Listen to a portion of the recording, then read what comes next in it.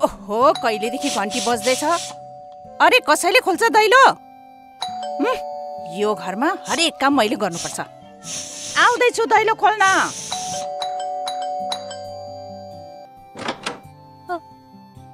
कमला, कहाँ हराएकी थिइस् कमला? म अफिसको मिटिङ अटेन्ड गरौँ कि खाना पकाऊ? हिजै तनखा लिएर गए कि? मलाई लाग्यो कहीँ काम त छोडिनस्।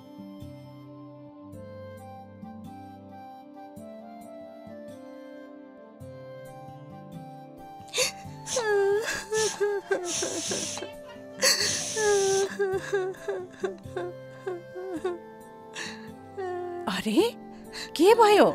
रुन किन थाली? मैले गाली गरेकी हुँ र? म त बस चिन्तामा छु। टाउको पनि फुट्ला झै दुखिरहेको छ। ल ल ठिक छ, अब रुनु धुनु बन्द गर र यो बताऊ कि रुन किन थाल्यौ? दिदी माफ गरिदिनुस्, हिजो दुःख भयो तपाईलाई। केही छैन कमला।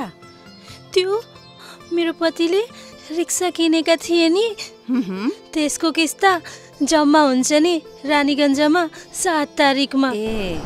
पुरा 3.5 घण्टा लाग्यो। थाकेर चुर भए म। हरेक चोटि किस्ता जम्मा गर्न मेरा पति नै जान्छन्, आधा दिनको छुट्टी गरेर। यसपल्ट ज्वरो आएर निस लड्छन्। अनि दिदी आज किस्ता जम्मा नगरेको भए रिक्सा उठाएर लैजाने थिए। अरे त पैसा दिनका लागि हरेक महिना यति टाढा जानु किन पर्यो? युपिआई द्वारा पठाइदिने गर अनलाइन। युपिआई द्वारा अनलाइन? अब यो के आपत हो दिदी? माने यो कि 1 मिनट भन्दा कम समयमा पैसा पुग्छ, चाहे रानीगञ्ज होस् वा मुम्बई। 1 मिनट भन्दा पनि कम समयमा? त्यो कसरी दिदी? बस एउटा स्मार्टफोन, इन्टरनेट कनेक्सन अनि तिम्रो ब्याङ्क खातामा पैसा हुनु पर्यो। अनि त धेरै सजिलो छ पैसाको डिजिटल ट्रान्सफर।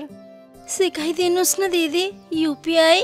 मेरा पतिसँग स्मार्टफोन छ, तर खाली टाइममा पिक्चर नै हेरी बस्छ।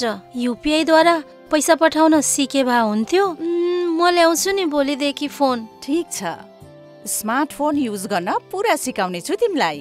अबदेखि तिम्रो तनखा पनि अनलाइन तिम्रो ब्याङ्क खातामा नै पठाउँछु। बस तिमीले छुट्टी गर्ने नगर। हुन्छ मेरो डिजिटल दिदी, गर्दिन छुट्टी। हुन्छ दिदी। ठिक छ, ठिक छ।